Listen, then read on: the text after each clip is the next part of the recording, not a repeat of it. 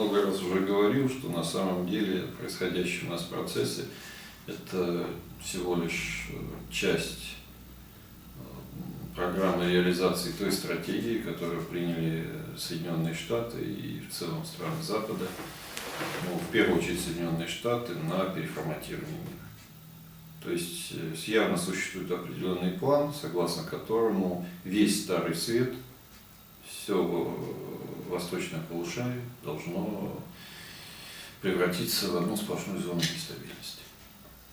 То есть то, что мы наблюдаем сначала с арабской весной, на самом деле начиная с Югославии даже.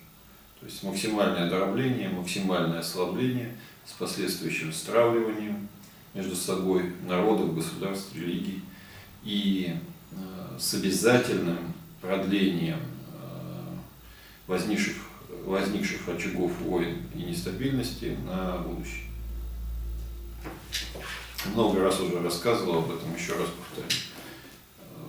До 1991 года Запад, находясь в глобальном конфликте с социалистической системой, стремился в своей практике к тому, чтобы отвоеванные или отбитые каким-то образом у социалистического лагеря страны или те страны, за которые шла борьба, получили больше от капиталистической системы, чем мог дать Советский Союз. И все войны, выигранные или проигранные, которые происходили в рамках холодной войны, они сопровождались со стороны Запада мощными экономическими вливаниями, культурными вливаниями.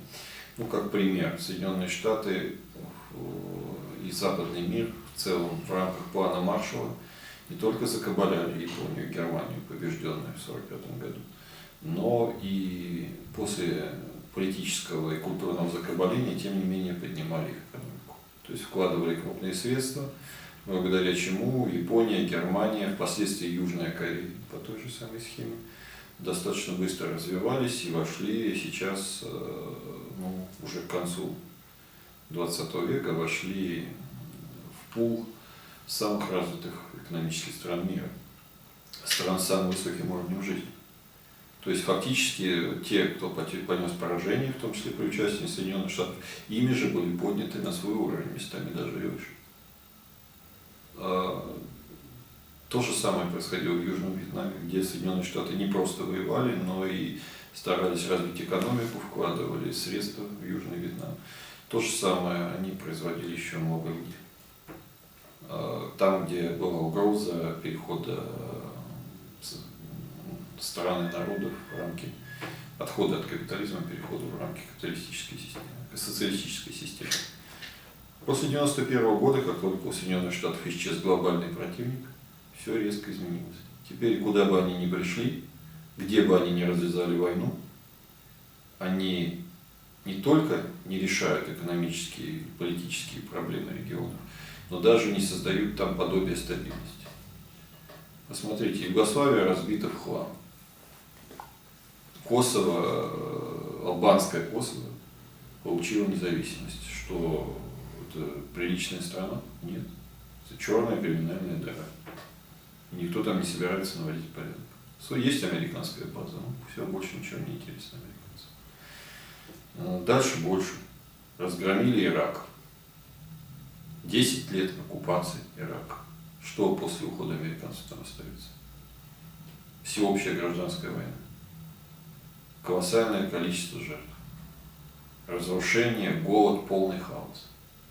За 10 лет американцы не сделали ничего для того, чтобы построить то, что на месте того, что они разрушили. Разрушили в хлам, оставили горящие пожары и по-прежнему поддерживают их, подбрасывают дровишки. Афганистан.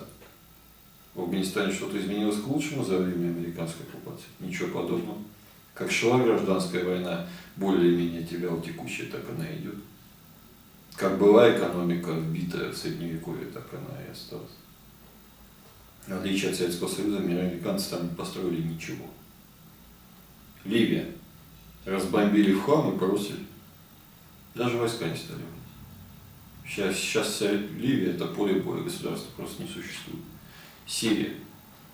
Вот они добились того, чего хотели. Они не стремились свергнуть Асада. Если бы они хотели по-настоящему свергнуть Асада, кто бы им помешал это сделать 2 года назад? Никто. 3 наших военно-транспортных судна, которые там, корабля, которые болтались, да нет, ничего подобного.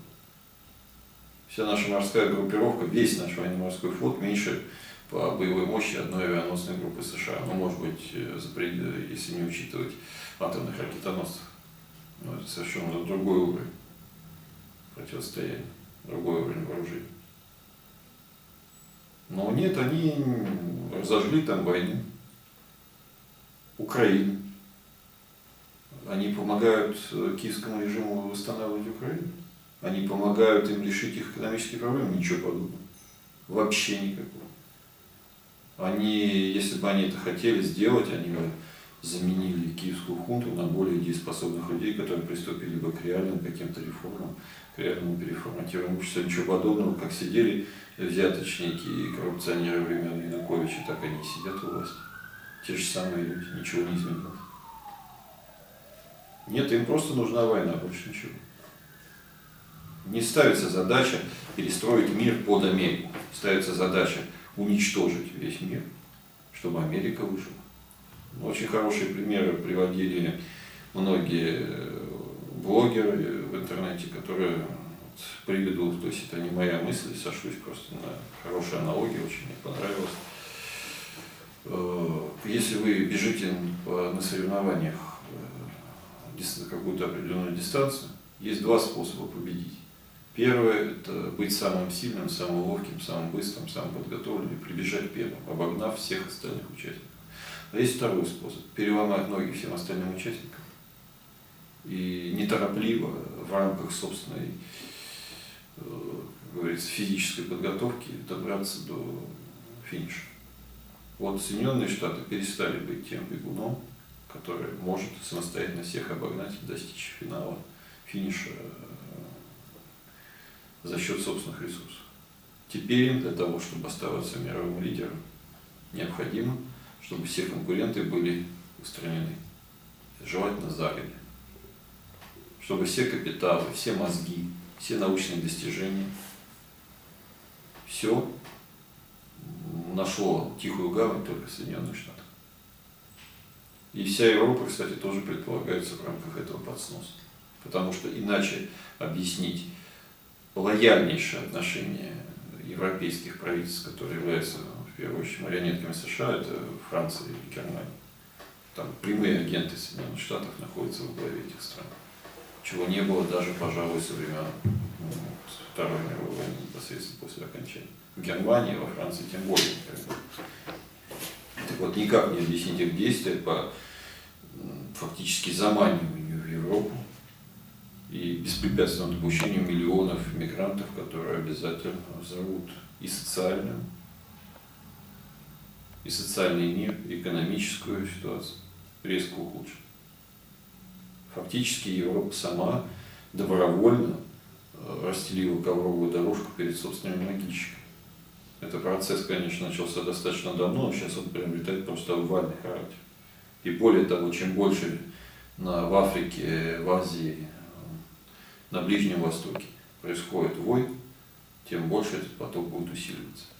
Людям вообще свойственно переселяться оттуда, где убивают и жгут, туда, где этого не происходит, а еще к тому же, где каждый беженец получает пособие больше, чем он зарабатывал бы за